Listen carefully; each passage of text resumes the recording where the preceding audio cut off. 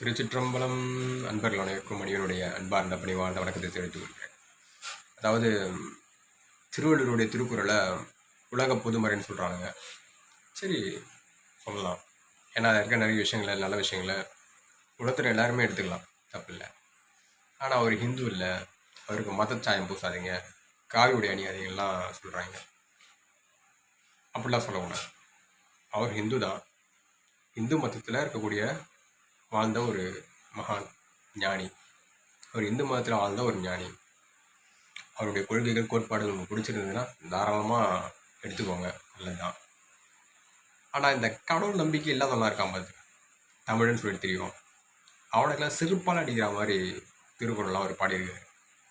அதாவது முதல் திருக்குறள்லேயே கடவுள் வாழ்த்து, அகர முதல எழுத்தெல்லாம் ஆதி பகவான் முதற்றே உலகு, எழுத்துக்கெல்லாம் அகர முதன்மையானது போல இறைவன் உலக உயிர்களுக்கெல்லாம் முதன்மையானவன் சொல்லிட்டாரு.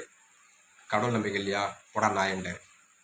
கற்ற அதனால் ஆயிர பயன்கொள் வாழ்றிவன் நற்றால் தொழார் எனில். அதாவது என்ன படித்து என்ன சாதிச்சு என்ன பிரயோஜனடா, கடவுள் ஒருத்தர் இருக்கான், அவனை வணங்காத நீ ஒரு மனுஷன் தான் கேட்குற.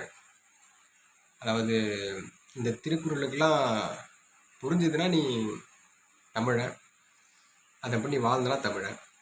இல்லை, நான் திருக்குறளை ஏற்றுக்க மாட்டேன், திருவள்ளுவர் ஏற்றுப்பேன். ஏன்னா அவர் தமிழர். அவர் நம்மளை தான் எங்களுக்கு சோறு போடுவாங்க, எங்கள் கட்சி சார்ந்தவங்களாம் சோறு போடுவாங்க, எங்களை இந்த கட்சியில் சேர்த்துப்பாங்க, பொறுப்பு கொடுப்பாங்க, பதவி கொடுப்பாங்கன்றதுக்காக அப்படிலாம் வாழாதீங்க, அது பெரிய சரியா? அதனால் திருவள்ளுவர் ஒரு ஞானி, இந்து மதத்தில் ஆதாரம் செய்த ஞானி. அவருக்கு தனி கோவிலே கட்டி நாங்கள் வணங்கிட்டு இருக்கோம். அதனால் திருவள்ளுவருடைய திருக்குறளை உலகம் முழுக்க பேசுங்க, பாடுங்க, பின்பற்றுங்க, நல்லது, வரவேற்கத்தக்கது. ஆனால் இந்த வேஷதாரி தமிழர்கள், வேஷதாரி மாதிரி நடிக்கக்கூடிய இந்துக்கள்லாம் திருவள்ளுவரை கொண்டாடக்கூடிய தகுதி கிடையாது. ஓகே, திருச்சிற்றம்பலம்.